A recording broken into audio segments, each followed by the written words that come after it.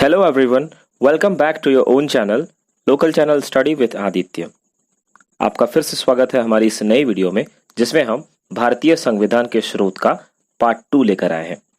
इससे पहले की वीडियो यानी पार्ट 1 में हमने भारतीय संविधान के स्रोतों के बारे में आपको बताया। आज की डिस्कशन शुरू करने से पहले आपसे एक रिक्वेस्ट है कि हो सकता है कि लॉकडाउन आने वाले सप्ताह में खुल जाए, जो भी सारे प्रतिबंध लगे हैं वो और घटा दिए जाएं, लेकिन हमें अभी और सतर्क रहने की आवश्यकता है। क्योंकि याद होगा आपको, जब हमारे आसपास कोरोना के केसेस नहीं थे यानी लॉकडाउन 1 में, उस समय हम बहुत ज़्यादा सतर्क रह रहे थे। लेकिन अभी हमारे आसपास हमारे शहर में कोरोना हो गया है, तो हमें अभी और अधिक सतर्क रहने की आवश्यकता है। तो हम सतर्क भी रहेंगे, खुद भी स्वस्थ रहेंगे, अपने परिजनों अपने आसपास के लोगों का भी ध्यान रखेंगे और साथ ही अपनी तैयारी अपनी पढ़ाई भी करते रहेंगे। चलिए शुरू करते हैं हमारी आज की ये वीडियो। मेरा आपसे ये रिक्वेस्ट है कि अगर आपने भारतीय संविधान के स्रोत पार्ट 1 वीडियो को नहीं देखा है तो प्लीज चैनल के वीडियोज लिस्ट में जाएं और वहां से उस वीडियो को देख लें, उसके बाद ही पार्ट 2 को देखें, जिससे आपको पार्ट 2 समझने में आसानी होगी। भारतीय संविधान के निर्माण के समय यानी मूल संविधान में अनुच्छेदों की संख्या थी 395।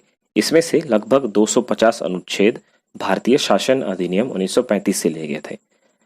इसके अलावा और भी 10 देश थे जहां से अलग अलग उपबंधों को उठाकर भारतीय संविधान में शामिल किया गया था। आज की इस वीडियो में हमारा टॉपिक है कि हम उन उपबंधों को उठाकर भारतीय संविधान के किस अनुच्छेद में रखा गया है, इसकी जानकारी हम आपको देने वाले हैं इस वीडियो में। सबसे पहले बात करते हैं भारतीय शासन अधिनियम 1935 की, गवर्नमेंट एक्ट ऑफ इंडिया 1935। इसमें से सबसे पहला प्रमुख चीज जो लिया गया था वो है संघीय व्यवस्था। इसे आर्टिकल 1 यानी अनुच्छेद संख्या 1 में रखा गया है। इसके बाद अगला है राज्यपाल का कार्यालय। भारतीय संविधान के अनुच्छेद संख्या 153 में राज्यपाल के संबंध में उल्लेख है और अनुच्छेद संख्या 155 में उसकी नियुक्ति के संबंध में उल्लेख किया गया है। अगला है न्यायपालिका का ढांचा। संविधान के अनुच्छेद संख्या 124 से लेकर 235 तक न्यायालय, न्यायपालिका आदि के संबंध में उल्लेख किया गया है, जिसमें सर्वोच्च न्यायालय तथा उच्च न्यायालय दोनों का उल्लेख है। अगला है आपातकालीन उपबंध। आपातकाल के संबंध में भारतीय संविधान के अनुच्छेद संख्या 352 से लेकर 360 में इसका वर्णन किया गया है। नेक्स्ट है लोक सेवा आयोग। लोक सेवा आयोग के बारे में भारतीय संविधान के अनुच्छेद संख्या 315 से लेकर 323 आर्टिकल 315 टू 323 तक इसका उल्लेख किया गया है।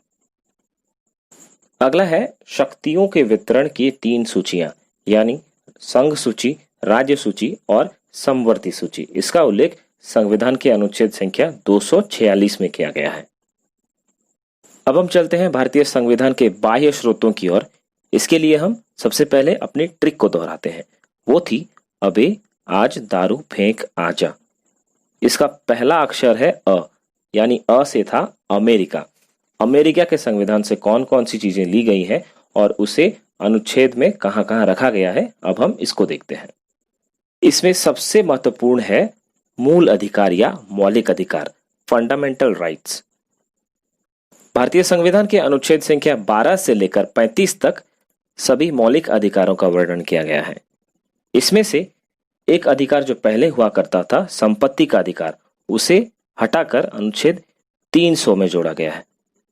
पहले ये मौलिक अधिकारों में हुआ करता था, लेकिन 44वें संशोधन में यानी 44वें संविधान संशोधन में इसे हटाकर 300 क में जोड़ा गया। अगला है न्यायपालिका की स्वतंत्रता। न्यायपालिका के संबंध में मैंने आपको पहले ही बताया कि अनुच्छेद संख्या 124 से लेकर 235 तक न्यायपालिका के बारे में उल्लेख किया गया है। यानी इसके अलावा जो न्यायिक पुनर्विलोकन या पुनर्निरीक्षण है, ये भी आपको मिलेगा अनुच्छेद 124 से लेकर 235 में। अगला है न्यायाधीशों को पद से हटाना, राष्ट्रपति पर महाभियोग। तो महाभियोग और पद से हटाना इन सभी चीजों का उल्लेख किया गया है संविधान के अनुच्छेद संख्या 124 भाग 4 और 5 में। यानी 124 अनुच्छेद जो है उसके 4 और 5 में महाभियोग द्वारा पद से हटाए जाने का उल्लेख किया गया है। अगला है उपराष्ट्रपति का पद।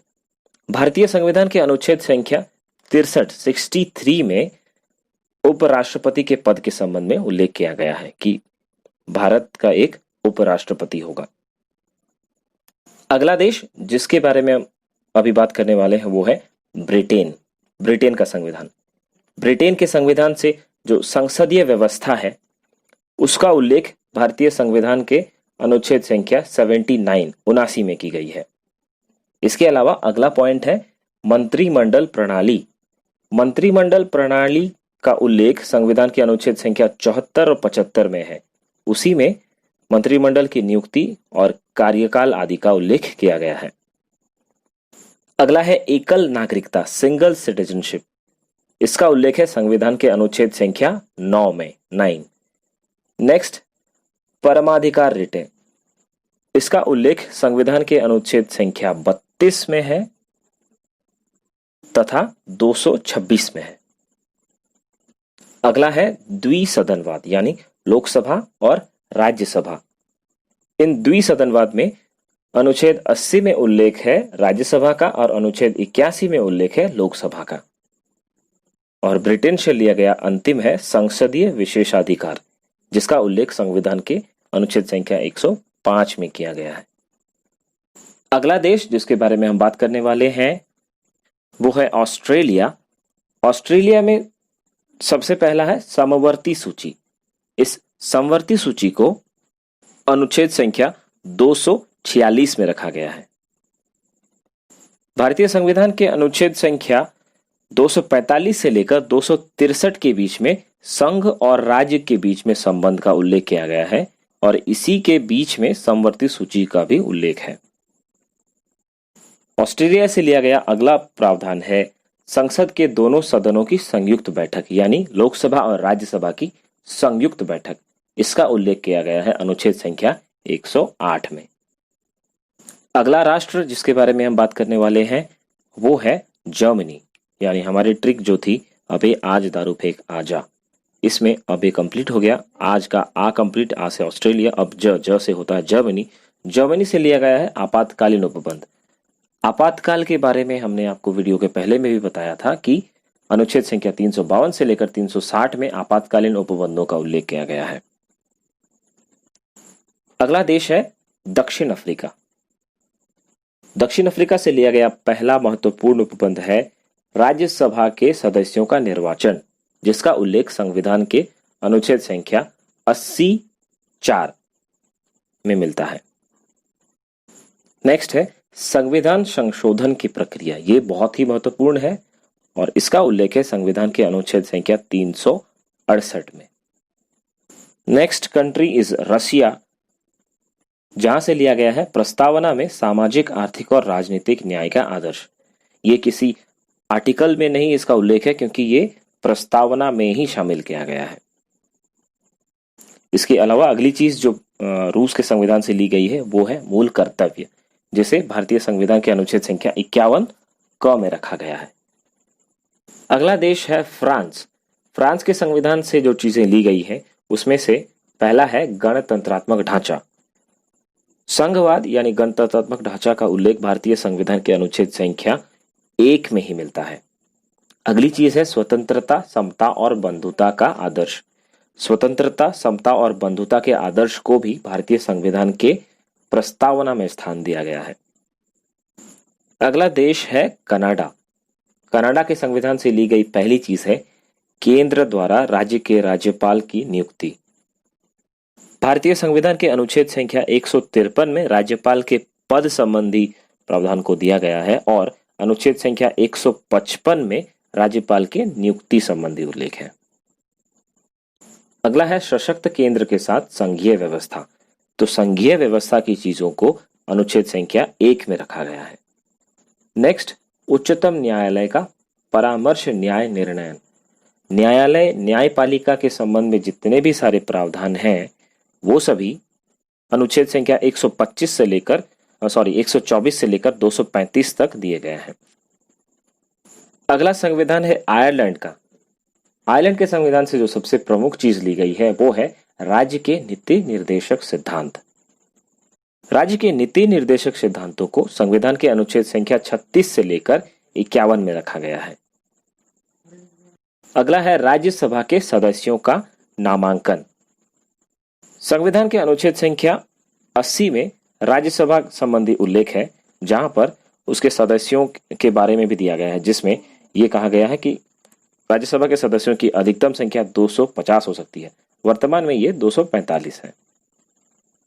अगला चीज जो आयरलैंड के संविधान से लिया गया है वो है राष्ट्रपति की निर्वाचन पद्धति, जिसका उल्लेख संविधान के अनुच्छेद संख्या 54 में किया गया है, 54। और वो अंतिम देश जो भारतीय संविधान के स्रोतों में सम्मिलित है उसमें है जापान, जिससे लिया गया है विधि द्वारा स्थापित प्रक्रिया। इसे रखा गया है भारतीय संविधान के अनुच्छेद संख्या 21 में। इसी के साथ भारतीय संविधान के स्रोतों का पार्ट 2 का वीडियो यहीं पे समाप्त होता है। अगली वीडियोस में हम भारतीय संविधान के दूसरे टॉपिक्स के बारे में डिटेल्स में आपको बताएंगे, जैसे कि प्रधानमंत्री, राष्ट्रपति और भी अन्य जितने भी सारे इंपॉर्टेंट टॉपिक्स हैं, हम उस पर वीडियोस बनाने की कोशिश पूरी तरह से करेंगे। अगर आपको भी ये लगता है कि किसी टॉपिक पे हम वीडियोस बनाएं तो आप इसे कमेंट करके हमें ज़रूर बताएं। आपको अगर ये वीडियो अच्छी लगी तो इसे प्लीज़ लाइक करें और अपने फ्रेंड्स के साथ शेयर करें, तथा अपने चैनल अगर अभी तक सब्सक्राइब नहीं किया है तो प्लीज़ इसे सब्सक्राइब कर लें ताकि आपको इसका लाभ मिलता रहे। जल्द ही हम आपसे फिर मिलेंगे, तब तक के लिए नमस्कार।